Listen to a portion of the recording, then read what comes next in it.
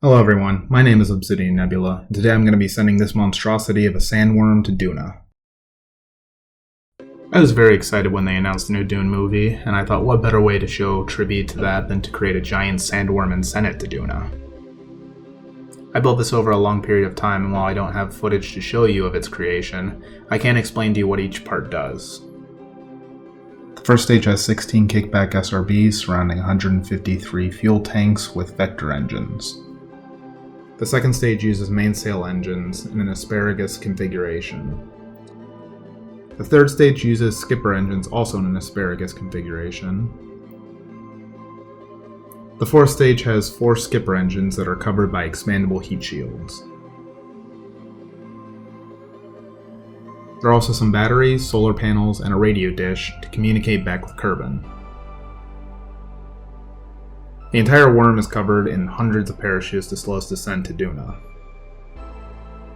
The worm itself has jaws that are made of cargo rams, and the teeth are made of small nose cones and communitron antennas. The body is made entirely of liquid fuel tanks, and the base uses adapters and tail connectors to make it look like the worm is bursting out of the ground. I also added some small rockets to slow the descent in the final stages of the mission, and some landing legs to cushion the blow when we land. I wanted to play the beginning part in full speed, so the very slow ascent that you're seeing is entirely how it was when I launched it. I'll speed up the rest of the footage though so that we're not here for forever.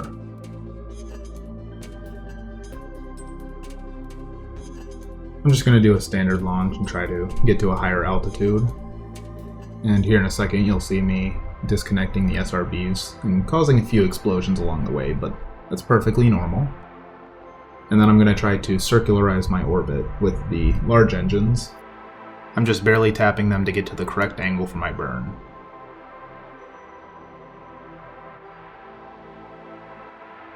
I'm also deploying my solar panels and my radio before I forget. And when I started my circularization burn, I did cause another explosion, but again, explosions are fine and they are just part of Kerbal Space Program.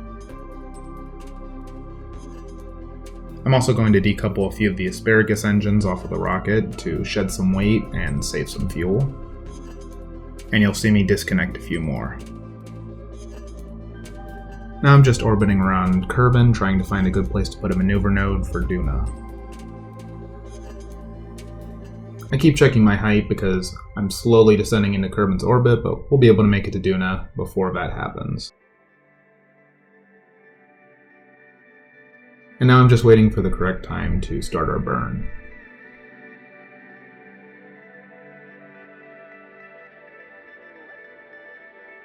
We're going to pass around the dark side of Kerbin and start burning towards Duna.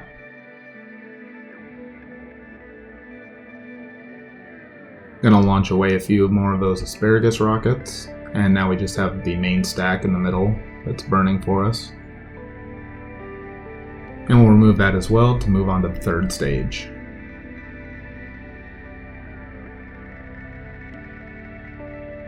And we're going to make a few small changes to our maneuvers to try to get a better orbit around Duna. While we're waiting to get a better orbit, might as well talk about this sandworm a bit.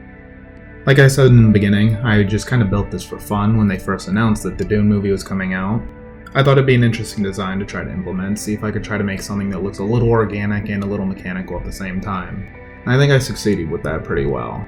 After I completed the sandworm, the movie got delayed, and in the time that it took before the movie came out, I decided that it would be a fun challenge to try to take this stationary sandworm that I had created and try to launch to Duna, which I think most closely resembles Arrakis from the Dune book. So I went about creating a massive rocket and strapped the sandworm to the top, and after a lot of testing, eventually found a design that somewhat worked. And it looks like we just arrived at Duna.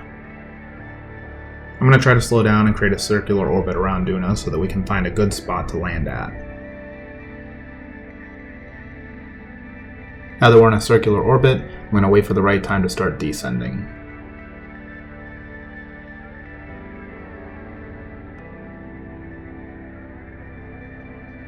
As we descend, I'm going to have that main engine firing, trying to continue to slow down the speed. I'm also going to deploy the heat shields to try to slow down the speed further and to avoid any heat damage that may occur. I deployed the parachutes, which slowed down the Sandworm very quickly. I'm going to decouple the main engine and the heat shields, but in the process of doing that, one of the heat shields hit one of my smaller engines that I was going to use to try to stabilize the aircraft as it went to the ground, but we ended up doing okay without it.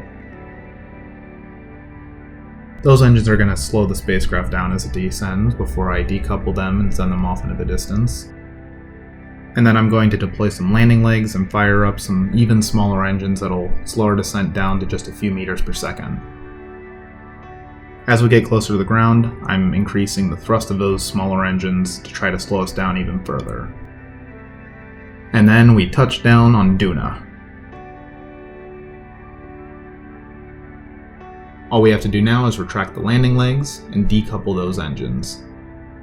The engines fell on the ground there and just kind of created debris, so I had to go to the tracking station and start removing a whole bunch of debris that I had created all throughout space. Eventually, we are left with just our beautiful Sandworm. I also want to include footage of one of the failed attempts to land the Sandworm. In this one, I ended up decoupling those engines a little bit too late, and they hit the ground, bounced up, and smacked into the Sandworm, completely breaking it apart and launching pieces across the entire surface of Duna. Thank you all for joining me, and I hope to see you again sometime. I'll include the craft files in the description, and you can try out this Sandworm design yourself.